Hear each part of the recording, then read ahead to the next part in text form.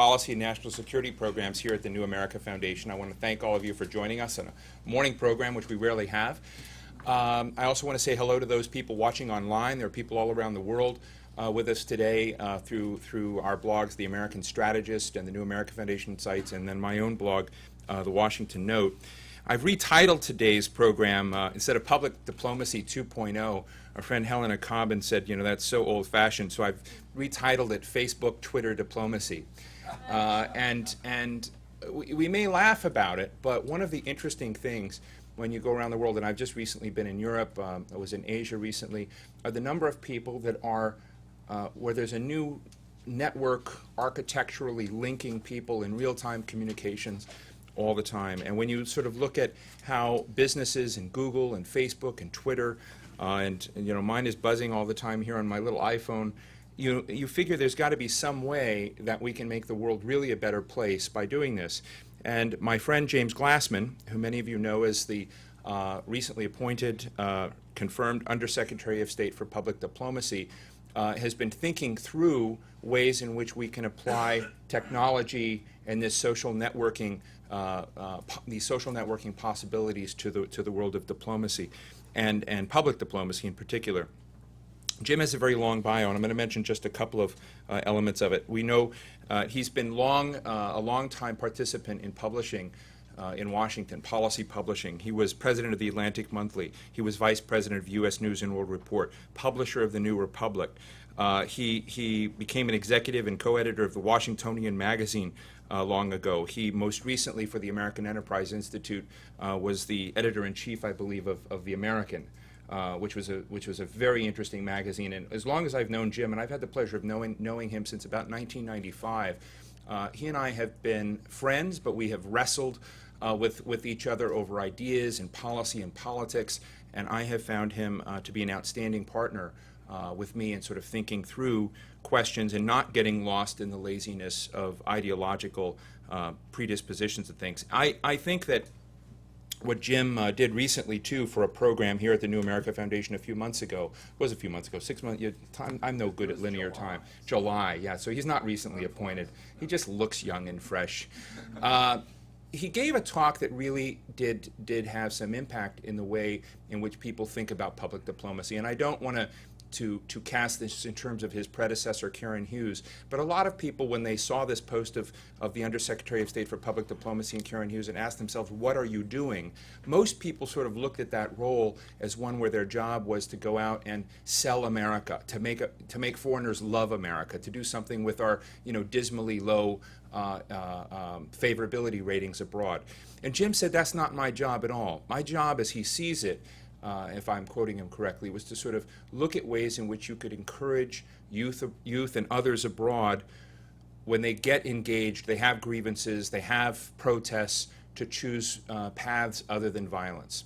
And I thought, wow, that's a fascinating way to frame it. We had a program that I did with Steve Cole here of the New America Foundation, and of course the New Yorker magazine, and Peter Bergen and others, and I started out my comments with this question of how can you use the various tools we have to deal with Islamic extremism and try and find choices other than violence. So I am thrilled that Jim Glassman is here today to talk to us about Facebook Twitter diplomacy, or public diplomacy 2.0, as he puts it. I don't think the State Department would let him get away with my title, but that's what we're really talking about. So without further ado, please welcome James Glassman. Thank you, Steve. Thank you. Well, I like your title.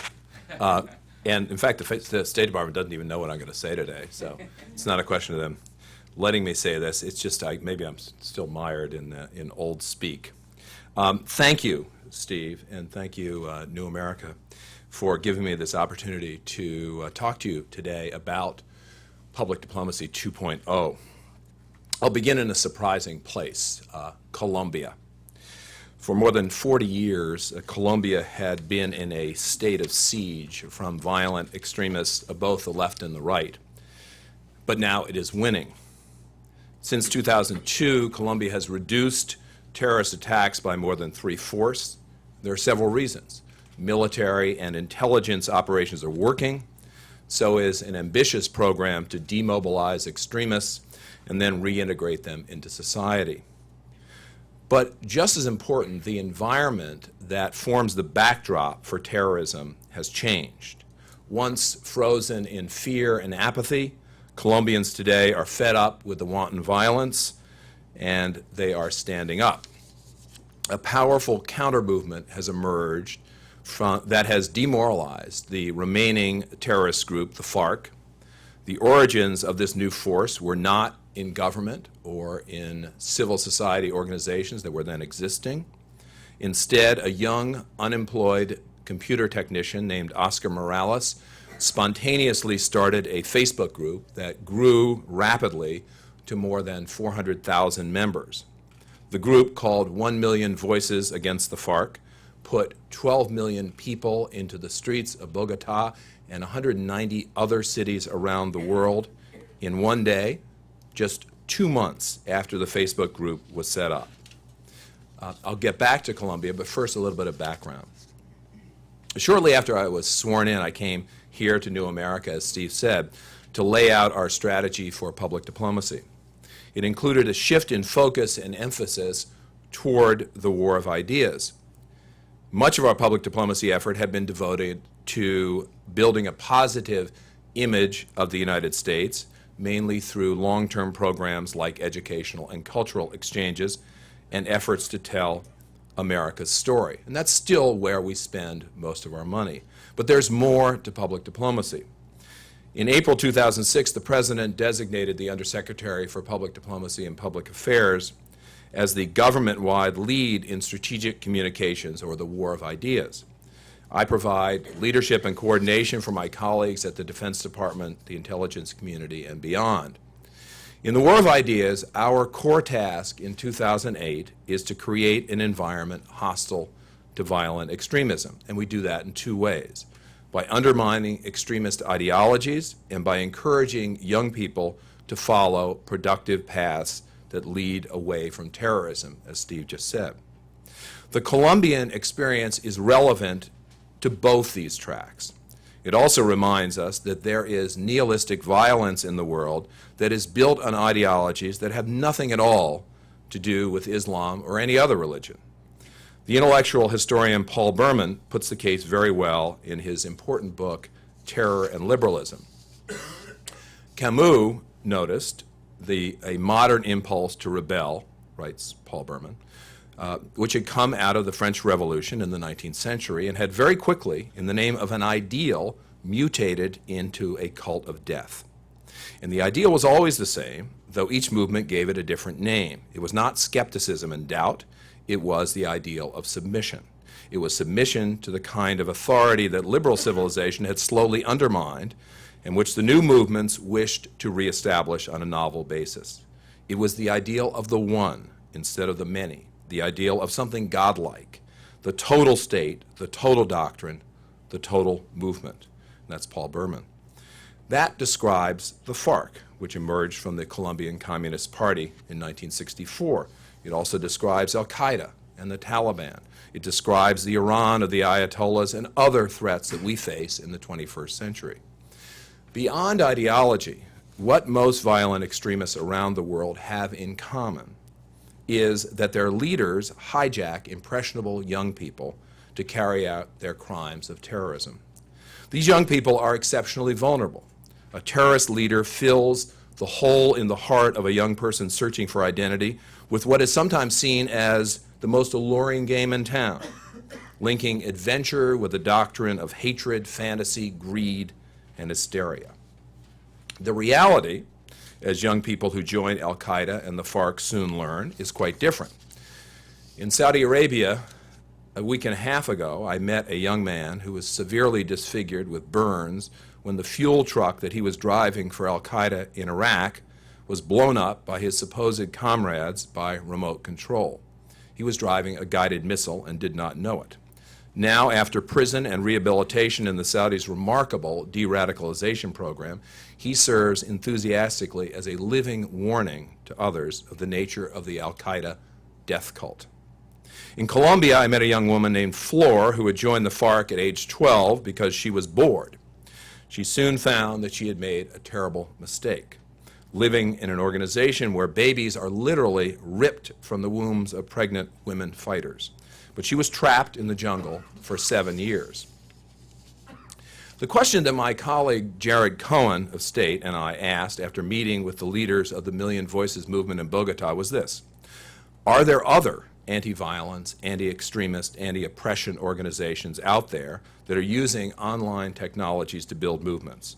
Could these young people both undermine the pernicious ideologies and find a productive outlet, a way to create positive identities through a global network that promotes peace and freedom rather than death and totalitarianism? We found 17 groups, for starters, organizing against violence and extremism in South Africa, the UK, India, Cuba, Lebanon, Saudi Arabia, Darfur, and Egypt, among others. And in partnership with such private sector institutions as Google, MTV, AT&T, Howcast.com, Access 360 Media, Columbia University, and Facebook itself, we are bringing them to New York for a summit starting on Wednesday, 2 days from now. These groups will be joined by about a dozen others that do not have an online presence but want one, from places like Indonesia, Iraq, and Venezuela. Jim, you might mention the link for that event is on my blog. And very happily, Steve has provided a link for that event on his blog, or you can, I think, just go to howcast.com, but you're better off going to Steve's blog, which is highly popular. The purpose of the summit is to share best practices, to produce a manual and an online hub, and create a giant global conversation about how young people can oppose violence and extremism. To return to Paul Berman, these young people subscribe to the ideal of the many, not the ideal of the one. This project is an example of how we see public diplomacy changing. We've arrived at the view that the best way to achieve our goals in public diplomacy is through a new approach to communicating, an approach that is made far easier because of the emergence of Web 2.0, or social networking technologies. And we call our new approach Public Diplomacy 2.0. PD 2.0 is an approach, it's not a technology, but new technology is absolutely necessary to its success. More than that, new technology gives the United States a significant comparative advantage over the terrorists. Now, that may sound counterintuitive. After all, during my Senate confirmation hearings back in January, I said, turning an inelegant phrase, that Al-Qaeda was eating our lunch on the internet. That is no longer true. Yes, Al-Qaeda and other violent extremist organizations have exploited the internet to their advantage, but that advantage has rapidly diminished, and not just because the jihadist message has worn thin with Al-Qaeda's penchant for slaughtering fellow Muslims. The internet remains a venue for Al-Qaeda to exhort and instruct and even plan attacks.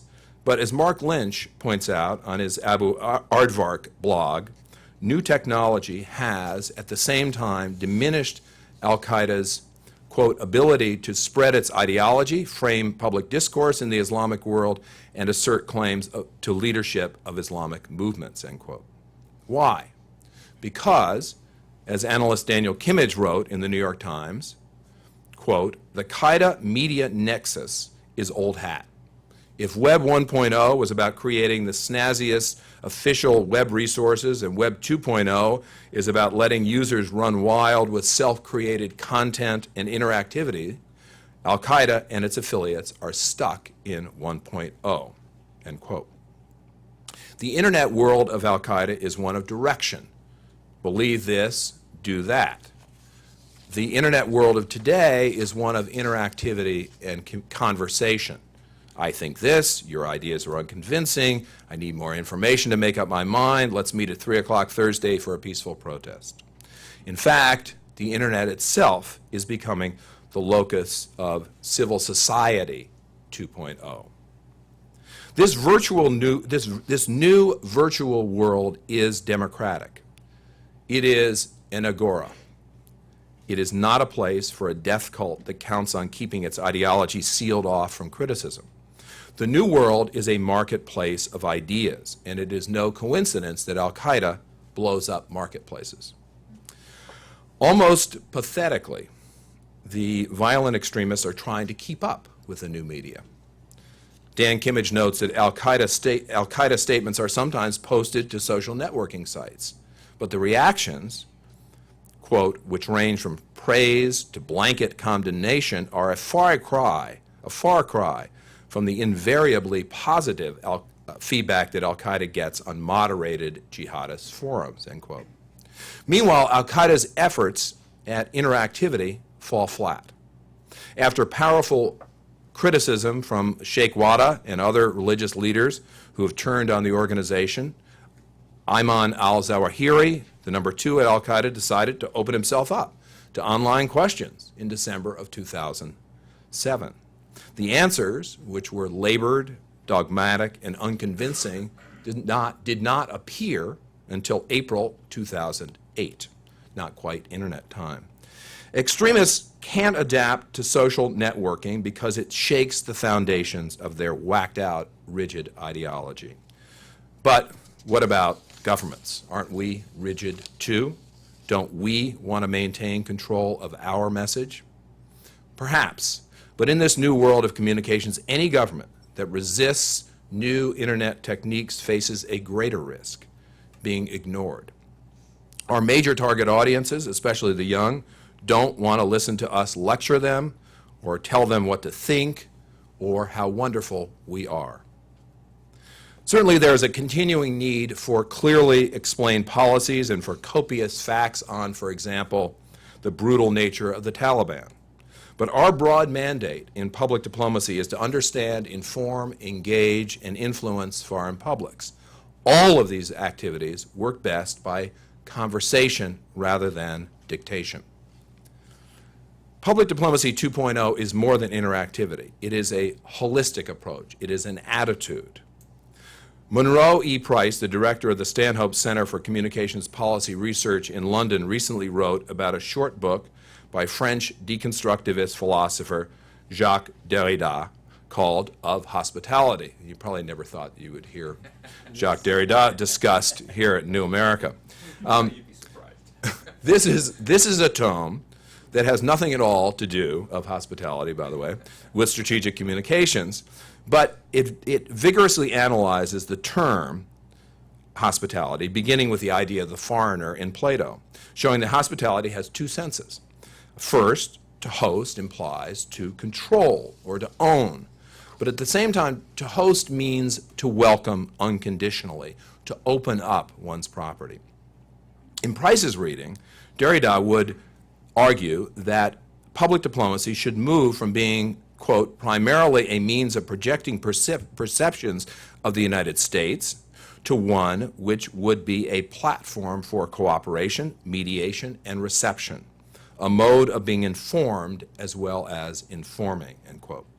I like this paradigm, from the host as owner to the host as welcomer. The concept goes to the heart of what our research shows is a major reason for animosity toward the United States, the view by others that we don't respect their opinions, that we do not actively listen and understand. Derrida's notion, as filtered through Price, is a good description of Public Diplomacy 2.0. We in government act as a facilitator or convener. The risks inherent here are absolutely necessary to take if we want to, 1, have our ideas heard and respected, and 2, be seen as what I believe we truly are, a society that itself hears and respects the views of others. So let me give you an example. A few months ago, we formed a partnership with such private sector organizations as NBC Universal, the Directors Guild of America, and the Tisch School at NYU to launch what's called the Democracy Video Contest. Entrants make their own 3-minute videos, which are posted to a site on YouTube with the topic, Democracy is ... The winners will be determined by a vote of the public over the internet. Now, while we did set a few rules, no pro-terrorist or pornographic videos, it's certainly possible that the winner of this contest will espouse views that are not completely shared by the United States government. Today, December 1st, our Education and Cultural Affairs Bureau launches a similar video contest in partnership with the Adobe Foundation with the theme, My Culture plus Your Culture equals ... These contests promote two big ideas that are at the heart of public diplomacy: democracy and cultural exchanges. And they do so in a manner that is more effective than simply issuing white papers. We're encouraging others to tell us what's valuable about democracy and exchanges, to think about these subjects, and to share their conclusions. Millions can benefit from this interaction. We have also urged our main assets in public diplomacy, and our main assets are the people who staff the State Department's overseas posts, to find ways to serve as PD 2.0 facilitators. Our public affairs officers have helped in the formation of groups, for example, of European Muslim entrepreneurs and of victims of terrorism.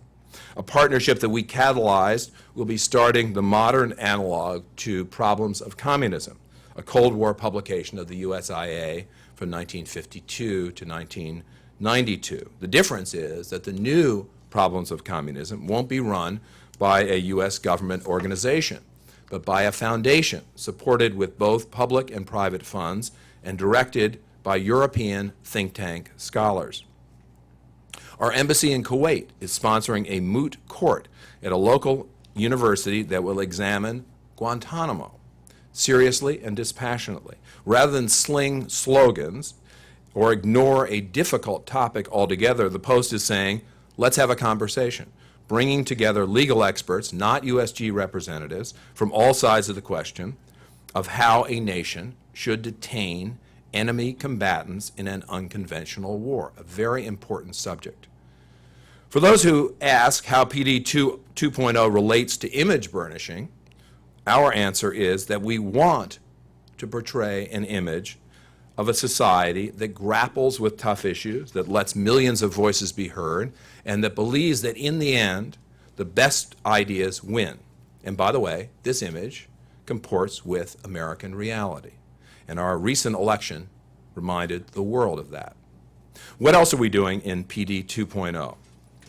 Our digital outreach team goes onto blogs and websites in Arabic, Farsi, Urdu, and we hope soon in Russian. Its members identify themselves as State Department representatives. They engage in the conversation, gently inform, correct distortions about U.S. policies. Recently, one of our Farsi bloggers engaged in an extended series of interactive posts with the media advisor to Ahmadinejad in Iran on that media advisor's own blog. The series ran on the advisor's site and then was reprinted in full in an Iranian newspaper. America.gov, our website that tells America's story in 7 languages, has blogs on multiple topics, and our International Information Programs Bureau, which traditionally sends speakers abroad, now conducts more than 300 online web chats a year. Our Education and Cultural Affairs Bureau has 2 social networking presences, on Facebook and on the platform ning.com. This latter site, called Exchanges Connect, is quite frankly pushing the envelope, a social networking.gov site. You don't see too many of those. We're developing an English language teaching game that will use cell phones for distribution, targeted toward Mideast audiences like our other highly successful English teaching ventures in physical space. It also teaches about American society and culture. IIP has conducted 5 public diplomacy initiatives in Second Life, the virtual online world. And in January, I will participate in a Second Life virtual newsroom project that will feature a meeting with 8 Egyptian bloggers who have been covering the U.S. elections and the transition over the past 3 months in a fascinating program that's run by the American University of Cairo and funded by USAID, featuring internships at the Washington Post and the Huffington Post. During the election, we made extensive use of social networking, including mobile updates through Facebook and Twitter, SMS, and since I was confirmed, we've held several bloggers-only press conferences in the belief that bloggers who follow public diplomacy are the real experts, and their posts radiate throughout the traditional media. Finally, My domain as Undersecretary extends to public affairs, which is led by Assistant Secretary Sean McCormick. No public affairs leader in government has been more on the cutting edge of new technology than Sean, who has made DipNote into an exciting interactive venue. But let me be clear again. Public Diplomacy 2.0 is a new approach, not a new technology. The technology is an enabler, not an end in itself. Here are the guiding precepts of this approach. 1. Indirection usually works best. Matt Armstrong, in his Mountain Runner blog, recently defined public diplomacy as, quote, the direct or indirect engagement of foreign publics to support national security objectives, end quote. I like that.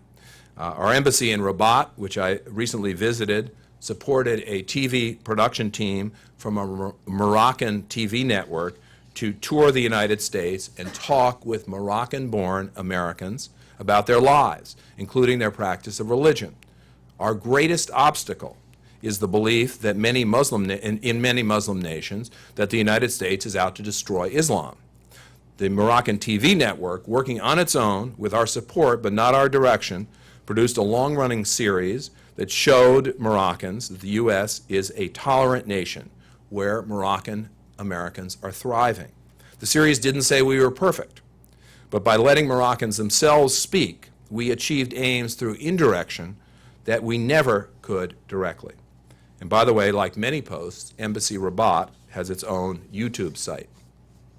2, we convene and facilitate. We encourage and nudge. We put people together. We find people who are doing good things and support them. 3, expertise resides in the private sector. Our job is to find it and use it and serve as a partner. Earlier this year, we brought in a dozen private sector experts for a marketing college to teach the latest techniques, including social networking, to 36 students from state, DOD, and the intelligence community. 4, some of the best public diplomacy programs have long been based on PD 2.0 approaches without anybody even knowing what PD 2.0 is. Take educational exchanges. Our job there is mainly to bring foreigners in direct contact with Americans, not to tell either what to think. And the results, we know, are very good. 5, speed is essential. A world of interactivity requires rapid engagement, an entrepreneurial spirit, and a willingness to take risks. We can't take 4 months to respond to questions the way that Zawahiri did. We need to give our diplomats and our surrogates the ability to move quickly and to back them up if they make earnest mistakes. And here are some cautions. First, everything we do in public diplomacy must be strategic. We have to keep our eyes on the prize, which is the clearly defined national interest, the reduction of threats and the promotion of freedom, goals that are linked. Second, tried and true traditional methods of public diplomacy, such as exchanges, where we spend most of our money, must be maintained and augmented while always searching for new ways to do the job better. And in the tried and true category, I would also put U.S. international broadcasting, which hews to professional standards of journalism such as balance and objectivity. The audience for the Broadcasting Board of Governors' 60 language services has risen from 100 million a week in 2001 to 175 million during this administration, with most of the gains in Muslim nations. Third caution, public diplomacy, whether 1.0 or 2.0, is only one tool for achieving foreign policy and national security goals. One blogger wrote last week, after hearing about our project in New York, starting a Facebook group called Terrorism Sucks and getting a bunch of people to join it isn't exactly winning the war on Islamic fundamentalist militancy. Google bombing Osama bin Laden doesn't have the same effectiveness as actually bombing him, end quote. In fact, we never said, and we never will say, that soft power is a substitute for hard power, but it is an essential complement. However, we need proportionality. Secretary of Defense Robert Gates said in July, in the campaign against terrorist networks and other extremists, we know that direct military force will continue to have a role. But, said Gates, over the long run, we cannot kill or capture our way to victory. These sentiments, which are surely correct, are not reflected in the distribution of resources. This is not a criticism of the current administration in which I serve. Frankly, public diplomacy was unprepared for vast increases in resources until recently. Now we are. Finally, I have talked today about the need to give up control. But bear in mind that we in government are stewards. Public diplomacy is ultimately our responsibility. At the State Department, there is an important nexus that binds policy formation and analysis, critical input from seasoned professionals in our network of posts, and the tools to engage with foreign publics. We need private sector partners, absolutely, but we cannot outsource our basic responsibility. 5 years ago, I served on a commission, the Dirigian Group, that examined our government's conduct of public diplomacy. We just spent more than a decade dismantling our arsenal of persuasion, and the commission worried that there was a lack of will to rebuild it. That will now exists. Across both parties, throughout government, and in the private sector, there is a fierce and conscientious desire to restore our strength in soft power. And to restore is not enough. What I have laid out today is a new approach to soft power, one that both is in keeping with our age and, I believe, with the strengths of the incoming administration of Barack Obama.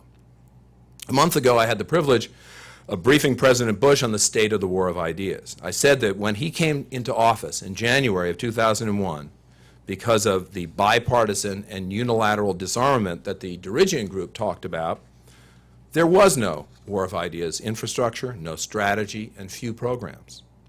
He will leave office with a platform, a strategy, and many programs, all augmented by the Public Diplomacy 2.0 approach. Thank you. Thank you, Jim. So I've got two quick questions before I open the floor. The first is, when are you going to get a Facebook profile? Which you don't have yet. You're right, I don't have it. Many people in my family do, but I don't. So very shortly. Yeah. Wednesday. It's going to be up. Wednesday. We'll look for it. The second question is, and I obviously support strongly the direction you've gone on and the leadership you have applied with your colleagues at Policy Planning at State to this challenge. And I'm thrilled to see you working with people like Matthew Waxman at Colombia and others. But let me raise the counter point in government, because you started out saying, jokingly, I'm sure, that the State Department didn't know what you were going to be saying today. And part of the question is, how much of the government, as we see it in its sort of long tentacles and whatnot, understands and is ascribing to kind of the general approach that you're bringing as the lead officer with this responsibility. Because when I look at the scandal within the Department of Defense, for instance, about talking heads on TV shows who were sort of, given talking points and lines, this runs in the control line of thinking, as opposed to let's have a more open discourse on a variety of things. And so I know the DoD issue is getting resolved and not being pursued, and Bob Gates has unplugged a lot of that. But it does raise fundamental questions of is the government all pulling together in a credible way? And can you speak to that? Well, let me answer that in two ways. First of all, what I said about not having a War of Ideas platform or strategy or programs in 2001, I think is accurate, and there has been a struggle over the past 7 years to develop those things, and there have been mistakes along the way. So that's number one. Number two, we now have a very robust, I think, interagency structure and a lot of interagency communications on this particular point of strategic communications. And one of the things I've learned, I was a private sector guy, I just got to government a year and a half ago, is it is indeed very difficult, not just to move governments, but actually to communicate within them. The interagency communication is not easy, but I think we have that now. And so some of these ideas that I've been talking about are absolutely shared. I mean, my experience, and I spent a lot of time with people at DoD, my experience with them is that they understand this very, very well. And but we are still, I think, in the early days of implementing a new approach. Thank you. Josh. I'm an intern here at New American. I have a question about public diplomacy and moral consistency. You mentioned briefly the importance of the private sector and also in its effect on public diplomacy. And I look at these subcontractors like Blackwater and whatnot, their influence in Iraq, and there's a moral consistency problem. And then you look at our projects in Afghanistan, there are heavy critics of U.S. aid and whatnot that say that our development initiatives don't necessarily work. The previous Foreign Minister Ashraf Ghani is a very heavy critic of this. So what do you view as how we can effectively manage the kind of moral inconsistency that sometimes exists between our government initiatives and how they interact with the private sector actually carrying these things out? Well, first of all, let me just say that that as far as what USAID does in Afghanistan, I don't think there are any moral problems with that. I think the story in Afghanistan is a really powerful one that has not been widely told, and I think that's partly our fault. I mean, we need to do a better job telling the Afghans and the rest of the world about what we have done in foreign assistance. This administration has done more in foreign assistance than any administration in history. You look at what's going on in Africa, look at what's going on in Afghanistan and Pakistan. We have a hard time telling our story accurately. But as far as moral inconsistency, it's one of the problems that we face when we talk about images, about the American image, and I think the difficulty of trying to shape the image of America in the world's mind is that that image is being formed by lots and lots of things that are going on, partly by government, but really mainly in the private sector. And it certainly is policies, but it's also what Hollywood is doing and what TV is doing and all that. So we can't possibly control all that. But and that's why we have focused more on long-term image building through bringing people into contact with Americans face to face, because that really does work. We know that, as well as in the war of ideas, pushing back on the ideological front and helping young people to divert. Yeah, right here. Charlie Firestone from the Aspen Institute. I think it's great that your approach and everything. But I did read this morning in the paper that Strategic Operations in the Defense Department has what looks like a similar operation. I'm wondering what the connection is between your public diplomacy efforts and the Strategic Operations. Looks like very substantial effort within the Defense Department. I haven't seen that piece yet. So It's- just it when was, you were online, was it in the Washington Post? It was in the Washington Post. It was in the Walter Pincus fine print column. Terrific. Thank you. Well, let me say this. First of all, I made some comments today, which I have not made previously, about the disproportion in resource distribution.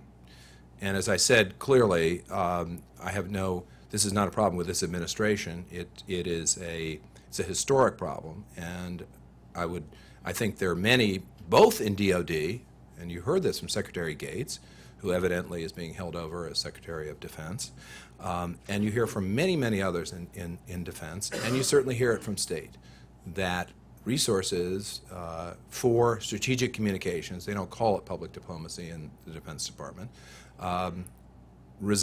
many resources reside in the Defense Department.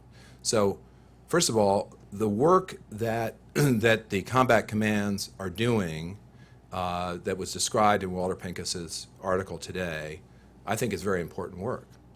The military justifies it as being what they call phase zero work, that is to say, preparing the environment so that you don't have to go to phase one and fight.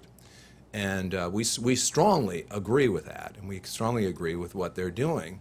Should we be doing more of that? Absolutely.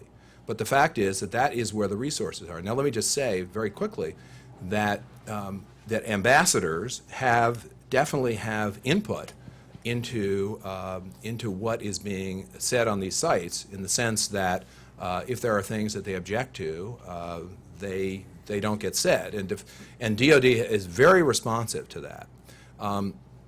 And frankly, I think that the State Department should not be the only part of government that is engaged in strategic communications. And as I said earlier, I lead what's called a policy coordinating committee, which meets every month, and we have a regular operating group called the Global Strategic Engagement Center that is an interagency group. It's headquartered at State. It's headed by a State Department Foreign Service officer and directed by me, that includes DOD people, includes intelligence community people, and we do a pretty good job of coordination. So we know what's going on.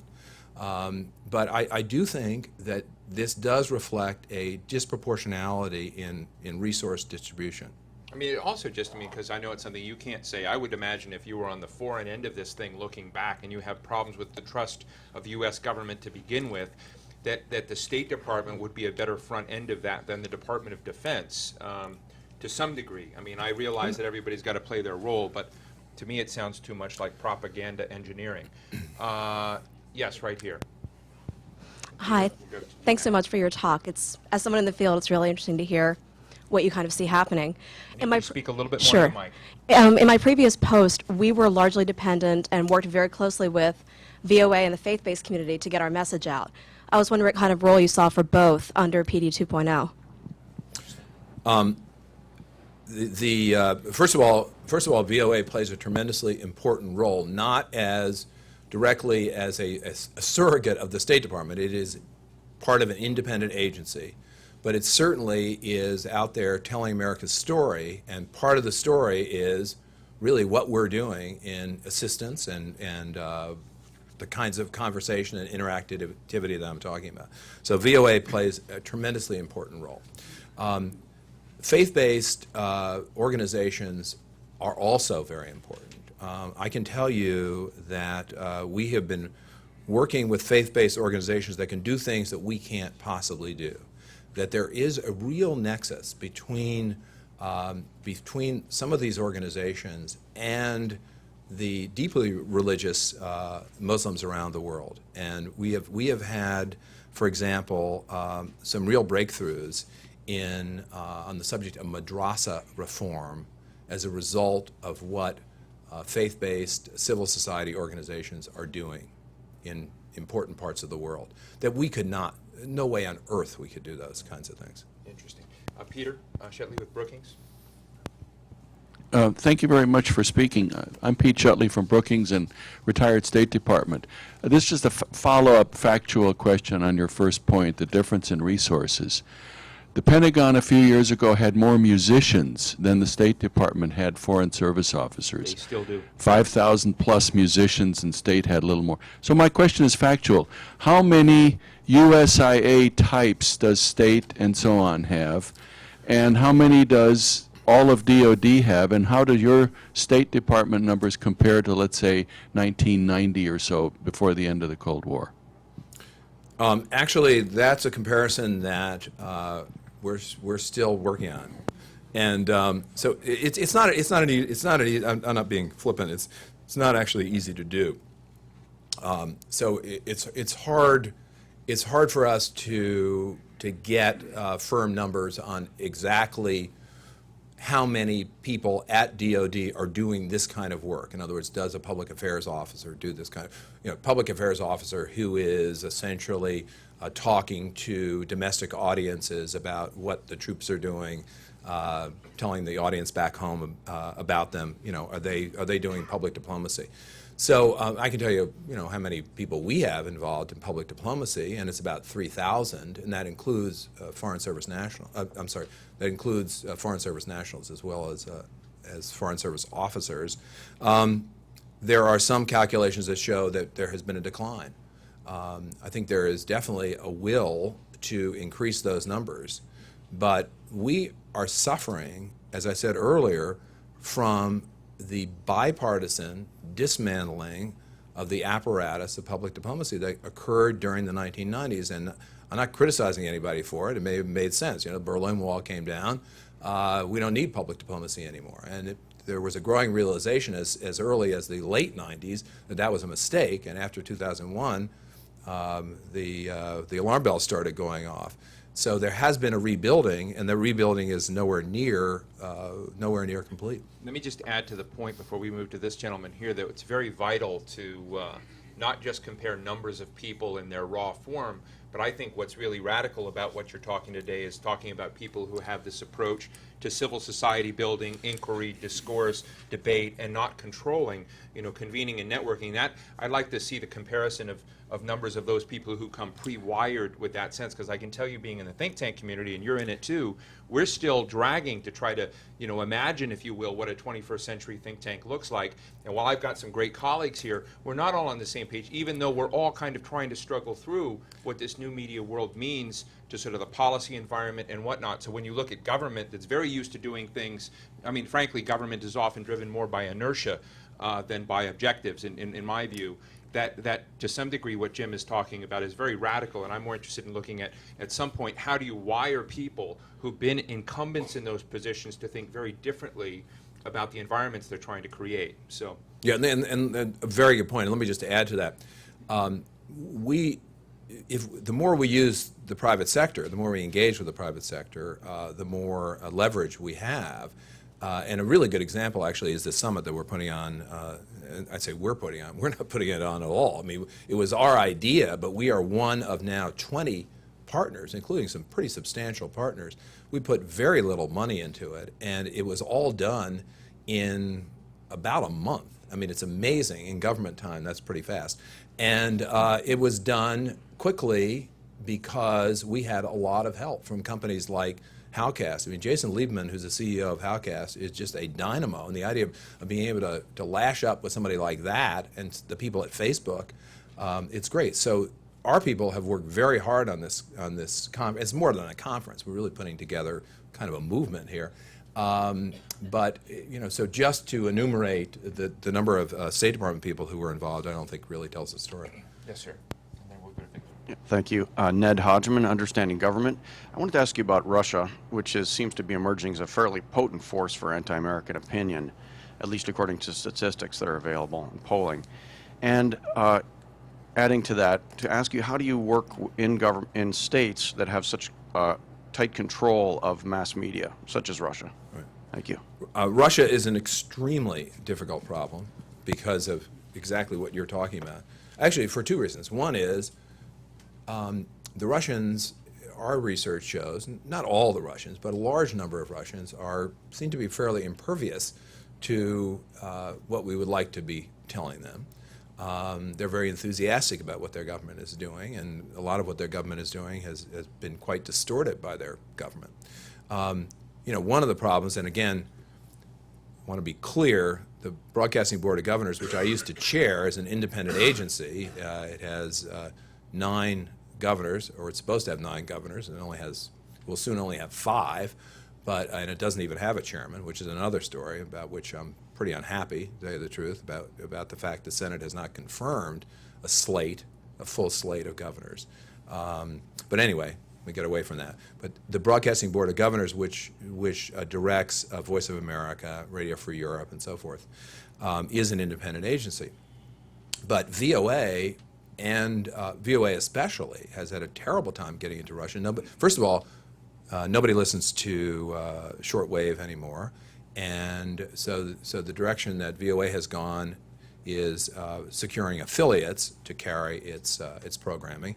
And because of pressure from the Russian regime, those affiliates have dropped VOA. So VOA's audience was down to less than 1% before BBG, with the consent of Congress, decided to pull the plug. And I think that was a good decision. There still is broadcasting by Radio Free Europe, but it's very difficult. The answer for Russia is the internet. And the internet is a godsend in many ways. But at this point, internet penetration of a country like Russia is not all that great. Probably will be in 2 to 3 years. About a third of Russians will have broadband in the home, and we want to be part of that mix, and we already are aggressively. So that's the direction that we've gone in. Lots of hands up. I'll do my best. So brief questions, and we'll do well with Victor, and then Eric Gangloff, and we'll move around the room. Excuse me. I'm Victor Basso, consultant on national security policy. Mr. Undersecretary, what is the substance of the terrorists' ideology or Al-Qaeda ideology? The impression I got from your talk is that we are fighting that ideology by procedures, that is, by interactivity. The implication is that the substance of our ideology is so much better than theirs, therefore, through interaction, we will necessarily win. But what is the substance of that ideology? My second question is, I don't very have time for quickly, second questions, Victor. I'm sorry. very quickly, what is your budget? You said that the That's fine. I got 20 questions out there. the Thank you. substitute. Our budget's about $900 million, of which about 2/3 goes to education and cultural affairs, to exchanges. For example, we spend a little bit over $200 million That's very little for soft power. well, let me tell you how little. We spend, and I'm not whining about our budget. Frankly, I think we can do a lot with the amount of money that we have. And I think it's a question of where the next president wants to put his emphasis. But I just came back from Saudi Arabia, so let me give you a little factoid. It's kind of interesting. The pride and joy of our exchange program is the Fulbright program, which you've all heard of. We do 7,000 Fulbrights a year. We have partners. Governments are partners, private sector partners, so it's not all our money. But we spend a little over $200 million on Fulbrights out of our roughly $900 million budget. So that's a big chunk. I was just in Saudi Arabia. King Abdullah of Saudi Arabia is spending $700 million to send 18,000 Saudis to universities and colleges in the United States in a program that he has. So one country is spending 3.5 times as much as we are on our entire Fulbright program to send people to the United States, which, by the way, we love. I mean, we're very happy to have Saudis coming to the United States. Are we helping them on their visas? Yes, we are. You know, let me. Actually, I'm glad you brought that up. We're also certainly. It has been much harder to get a visa. You have to show up in person. We have serious security concerns in this country, so we have to balance those security concerns against our public diplomacy desires, and sometimes we don't always feel that we in public diplomacy would like the balance maybe to be slightly different, but we absolutely support what's been done on the security side. But let me tell you this, and you may have missed this little statistic in the newspapers a couple weeks ago. 623,000 foreign students are matriculating at American universities this year. That's a 7% increase over last year, and it is a record by far. There are more foreign students in the United States than there ever were, than there were before 9/11, and I think this is something to be very proud of, despite the fact it is more difficult to get a visa, and despite the fact that I think Americans are better protected than they were before 9/11. Thanks, Jim. Eric Gangloff? Thank you. I'm Eric Angloff from the Japan-U.S. Friendship Commission. And I wanted to ask you about, if you could think a little further about what seems to be a tension in your remarks. At the end, you said that in the end, the government needs to exercise stewardship, which essentially means you're accountable for the money that you get, and Congress asks you to account for it. On the other hand, you have this new technology that seems to require indirection and a lack of guidance from the funds that you're getting. How do you propose to account for the money to Congress when they ask you, what are you doing with your money? Well, I think you put it very well. There is a tension, and I think when Congress asks how we're using our money, we have to show that we have made responsible choices about whom we partner with, for example, how we construct a social networking site, what the subject matter is of a democracy video contest and that sort of thing. But absolutely, there is that tension. My reference at the end is also to reports that I have seen that have come out recently to set up large private institutions funded with taxpayer dollars that would then dispense those monies for public diplomacy purposes. That's the kind of thing I'm very worried about. I think that is a responsibility that belongs to government, that belongs, in this case, to the State Department. Yes, right here. Hi, Jill Moss. I'm in the Director's Office of the Voice of America. By the way, the BBG, very lean BBG, will be meeting next Tuesday and Wednesday. Perhaps we'll see you at the meetings. You will.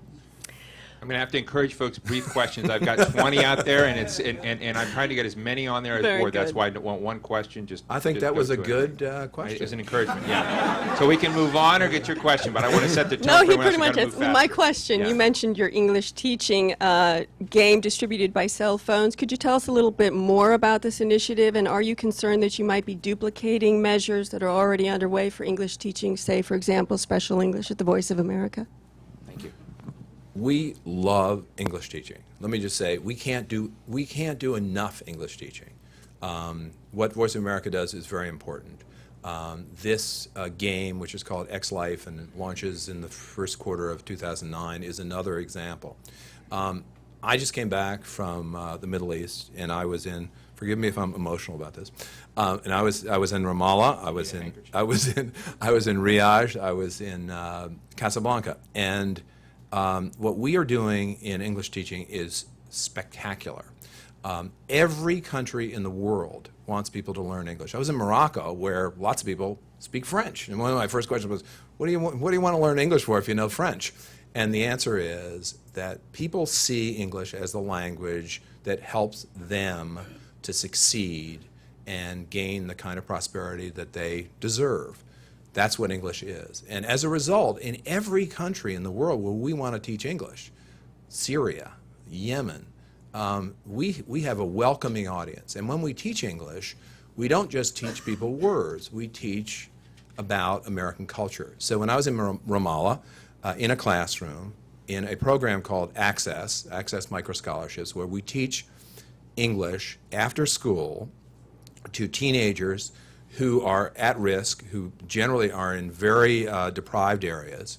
They're not just learning English in this classroom. They're up on the board. There is the monthly agenda, and it includes Black History Month. It includes learning about Thanksgiving, learning about Halloween, learning about Christmas. I mean, they sing Christmas carols. This is an amazing thing, and I saw it in Saudi Arabia, and I saw it spectacularly in Morocco. This program was started at the urging of Margaret Tutwiler when she was the ambassador to Morocco after the Casablanca bombings. And I went to a part of Casablanca called Sidi Moumen, which is a really poor neighborhood with lots of kids who were absolutely at risk of becoming terrorists. And they not only are they learning English in this program. We now have 1,300 kids in Morocco, 900 on the West Bank and Gaza. We have 4 centers in Gaza who are learning English. And but the initial graduating class, which was I think in 2003, 2004, these kids are going into engineering, they're going into medicine, and I've never talked to anyone as grateful to Americans as these young people are.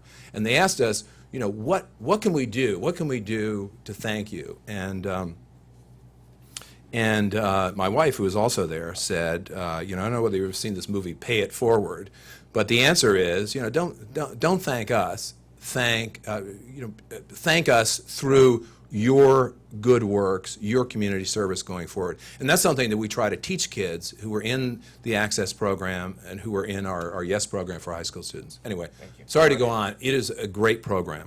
Nadia, and then this gentleman in the very back. Thank you. Nadia Bilbisi with NBC Television. You talked about the war of ideas, and I guess your battle is in the Arab and Muslim world. I'm not going to ask you about Al Hurra TV. So I'm going to ask you to assess the role of Arab satellite media. How do you see them? Do you divide them as pro and against the U.S.? And what's your mechanism to use them effectively? Thank you. I'm sorry, what is your affiliation? I'm with NBC Television. Oh, great. You do very good work. I think that the world of Arabic satellite television is exciting and robust, and has changed drastically in the last 5 years, certainly in the last 10 years.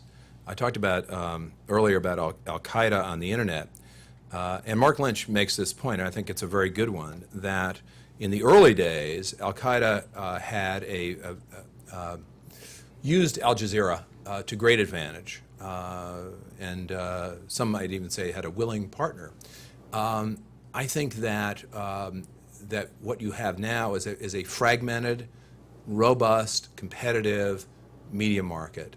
And it's still, to some extent, and please forgive me for using this term, but not quite mature.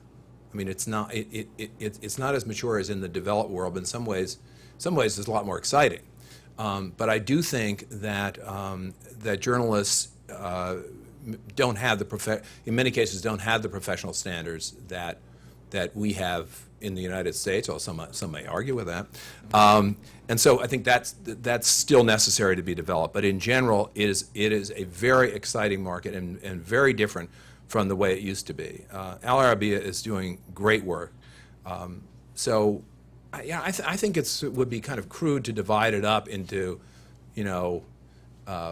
one side versus another side. I think there's a lot going on, and there's a lot going on in the satellite market, as I'm sure you know, not just on a pan-Arab basis, but on an individual country basis, which is something I saw in Egypt.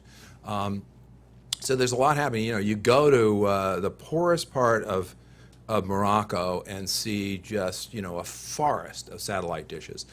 More than 90% of people in Arab countries have a satellite dish or are able to receive a satellite signal, and it really is having a major effect, both good and bad, but I think ultimately very, very good. Yes, this gentleman right here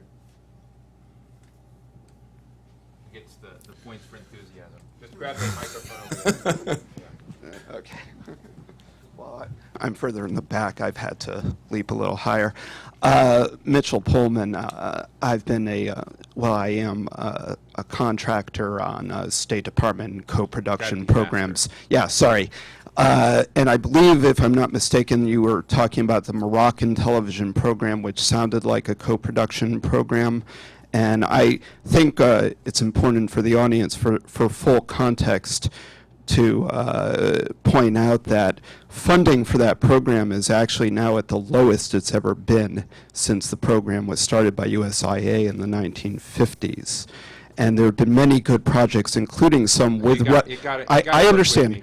I understand, but there are many good projects, including some with Russian television channels that have been canceled and some that are still on hold this year for lack of funding, as well as other Islamic-related projects that I've been involved in that were canceled for lack of funding. It's 1/6 now of what it was about 4 years ago. And I know you're not responsible for that because you haven't been in office for very long, but I think it needs to be pointed out. Okay, thank you. I'm going to go to the next question. This gentleman in the very back. And folks, I don't mean to be rude. It's just being up here and you see 20 hands up, I got to insist the one question of the three you have, and just ask it right away. Jim's very good with his time. I want to get as many questions answered as possible. So work with me or I'll cut you off. Yes. Hi, Darrell Edwards, former USIA. I wanted to ask whether you've had any discussions with the transition team and your feeling on whether your ideas will translate into the next administration. Thank you. I have had one discussion with the transition team, which is very receptive to these ideas, but I can't talk more. I think these were confidential discussions. And let me just say, and maybe you already know this because there certainly has been some publicity about it. This administration has taken the transition very, very seriously, as has, of course, the Obama administration.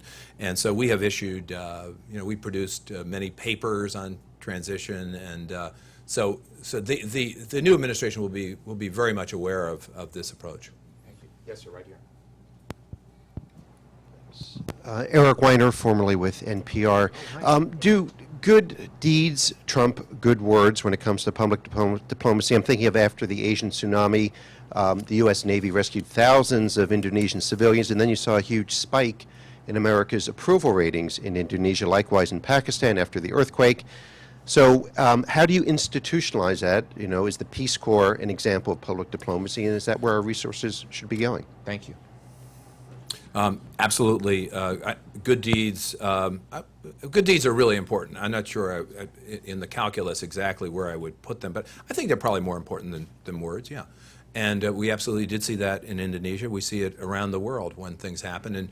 But one of the problems I think we have is sometimes people don't know what we're doing when so we're trying to do a better job of getting the word out when we do good things.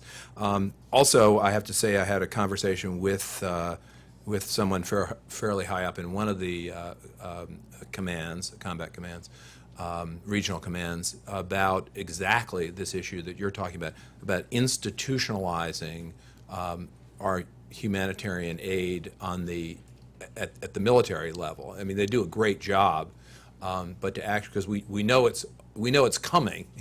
We know there'll be another earthquake, and so it's important. And there's a very important public diplomacy element in that, or communications element in that. But it's very important. David? Yeah, Dave Fitzgerald, retired Foreign Service, formerly USIA. I wonder if you could talk a little bit about how PD 2.0 is going over in the G7 countries, which have a very robust domestic cyber markets. Mm-hmm. Do we have any presence there? Most of the cutbacks in USIA came in those countries. Right. Well, I can certainly say that that Europe is a major focus of our attention. And this project on problems of extremism that I talked about is very much directed at Europe, because I think Europe is the intellectual center of the discussion about extremism, and not just about extremism that's linked to a particular religion. So yes, G7 is important to us, and I think I would also say that a lot of the work that we're doing is focused in Europe. I mentioned this victims network. That also is centered in Europe. So I don't think we're neglecting the G7, but the fact is that we see the major threats as emerging from South Asia, South and Central Asia, and the Middle East. So that's where our concentration is. But there is definitely a nexus with some of the G7 countries. Yes, sir. Yes, good afternoon, sir. My name is George Laws Garcia. I am on behalf of the Esquel Group, and I'd like to ask, to what extent do you think PD 2.0 can serve as a way for the U.S. government to receive feedback from foreign nationals about U.S. foreign policy programs and consider modifications or changes to address local concerns or needs? I think that's absolutely essential. When we talk about defining, our definition of public diplomacy is understanding, engaging, informing, and influencing, and the understanding is the first word, and we absolutely want feedback. We actually, one of the good things that since the Dirigian report of 5 years ago has been a renewed interest in evaluation and assessment. I mean, we do a lot of that. I was pleasantly surprised to learn, and we're doing more of it. So yeah, I think it's a two-way conversation. So we need to know what works and how people are responding. Yes, sir. Hello, David Linfield, Dedica Consulting. You mentioned earlier the coordination with the Defense Department and your policies, and I wanted to delve a little more into that if possible. I was wondering what your thoughts were on the relationship between overt and covert uses of Web 2.0 technology. I imagine that the Defense Department would be quite interested in looking into covert means of using these technologies, leveraging these technologies. What do you think do you think there is a risk that these covert uses could undermine what the overt means that you're using at the State Department? If there is a risk, what are the ways you see of alleviating it? Thank you.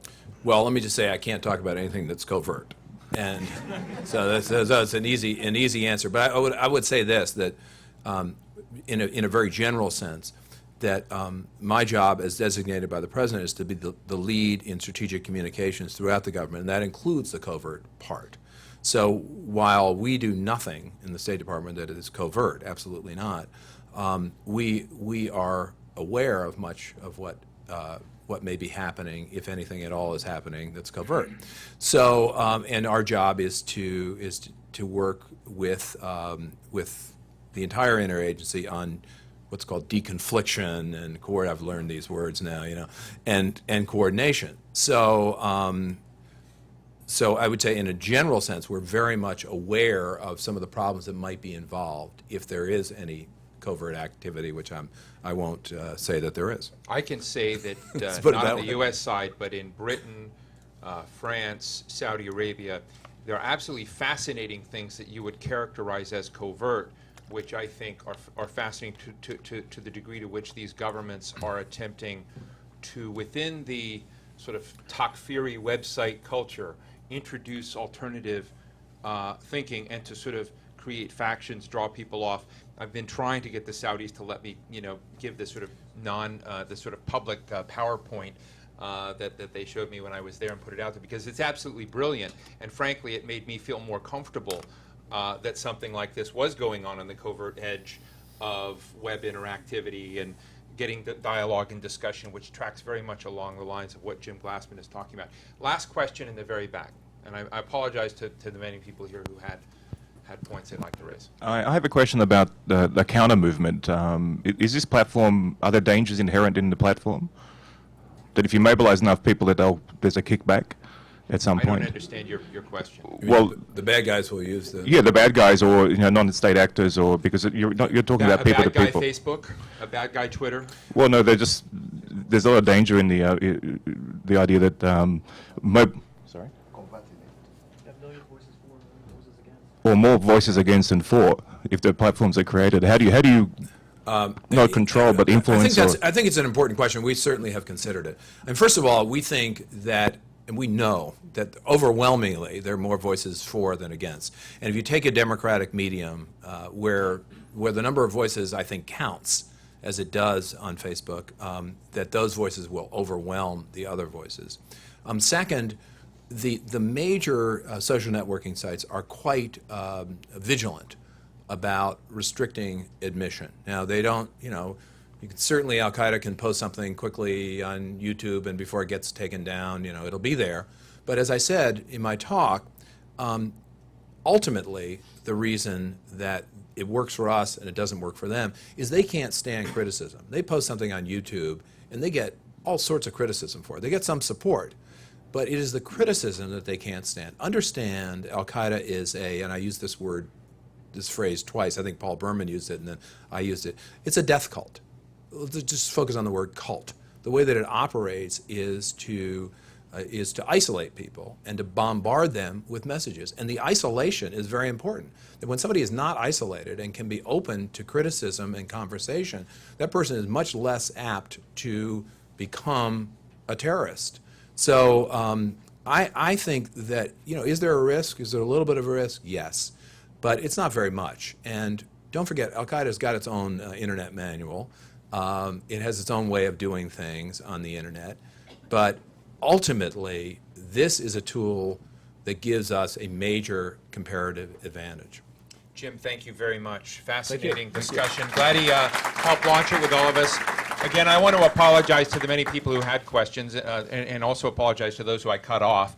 I'll mention for those online, thank you for joining us as well. Tomorrow, those of you who'd like to be here, we've got two great events. One with the Pulitzer Prize winning Washington Post writer Bart Gellman on his book, Angler, the Cheney Vice Presidency. And then tomorrow evening, we rarely do evening events either, have some wine and fun. Helene Cooper, who's the new White House correspondent for the New York Times, is going to write about her prize-winning notable book, The House at Sugar Beach, which is essentially her memoir about growing up in Liberia. So join us for that if you like. And Jim, thank you so much for being here. Thank you, Steve.